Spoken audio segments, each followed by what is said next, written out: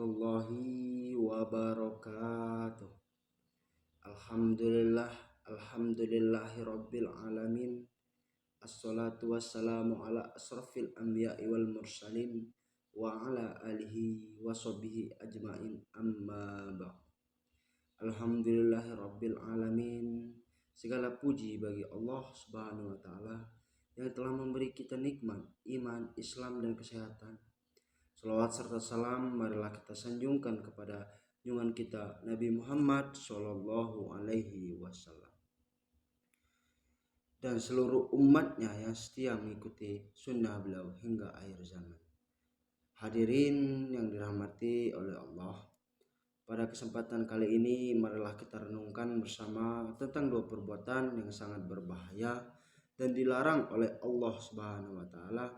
Yang pertama yaitu judi dan yang kedua itu khamar. Keduanya termasuk dosa besar yang dapat merusak akal dan moral manusia. Judi adalah segala bentuk permainan yang di dalamnya ada unsur taruhan dan di mana seseorang bisa mendapatkan keuntungan atau kerugian tergantung pada keberuntungan dan bukan usaha yang halal.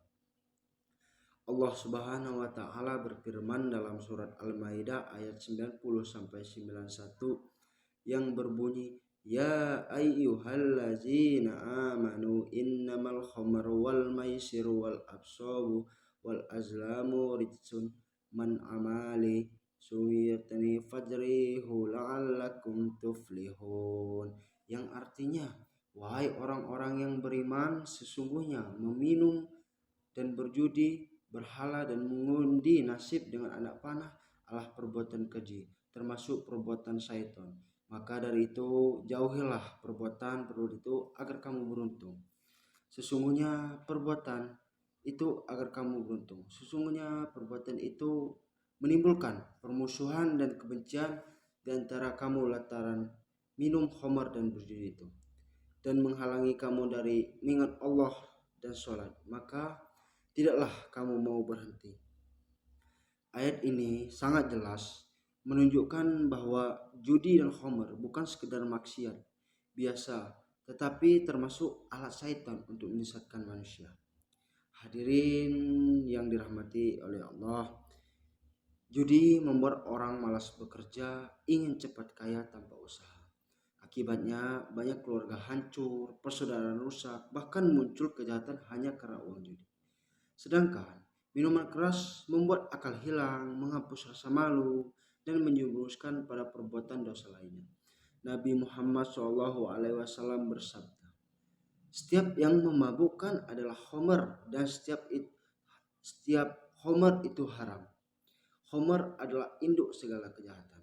Dari sini kita tahu sekali seseorang mabuk, dosa lainnya mengikuti, mulai dari berkata kotor, berzina, hingga melakukan kekerasan. Saudara yang dimuliakan Allah, sebagai umat Islam kita harus menjauhi semua pintu menuju maksiat. Jangan coba-coba berjudi walau kecil, jangan mencicipi minuman keras walaupun setetes, karena dosa besar bermula dari kebiasaan kecil yang dianggap sepele. Marilah kita menjaga diri, keluarga, dan lingkungan dari bahaya judi dan khamar. Gantilah waktu luang kita dengan hal-hal yang bermanfaat, bekerja, beribadah, dan memperbanyak zikir kepada Allah. Semoga Allah menjaga hati dan langkah kita dari segala bentuk maksiat dan menumbuhkan iman kita akhir-akhir. Hadirin yang dirahmati oleh Allah, khamar disebut sebagai ummul khabith, yaitu induk segala kejahatan. Karena ketika seseorang mabuk, akalnya hilang dan ia mudah terjerumus ke dalam dosa lain, seperti mencuri, berzina, bahkan membunuh. Berapa banyak orang kehilangan masa depan, rusak kesehatannya, atau masuk penjara karena pengaruh minuman keras dan narkoba. Baik judi maupun khamar memiliki dampak besar bagi individu ataupun masyarakat. Jika ditinjau dengan secara sosial, keduanya menimbulkan kemiskinan, perkelahian, permusuhan, atau kriminalitas. Secara spiritual, keduanya membuat seseorang jauh dari Allah, lalai dari ibadah, dan hatinya menjadi keras. Allah Subhanahu wa taala berfirman dalam ayat tadi bahwa Setan menggunakan judi dan khamr untuk menghalangi manusia dari mengingat Allah dan sholat. Artinya, dua dosa ini bukan hanya merusak dunia, tapi juga mengancam keselamatan akhirat. Hadirin yang berbahagia, marilah kita jadikan diri kita, keluarga, masyarakat sebagai pribadi yang bersih dari judi dan khamr. Ingatlah bahwa kesenangan sesaat tidak sebanding dengan azab yang kekal.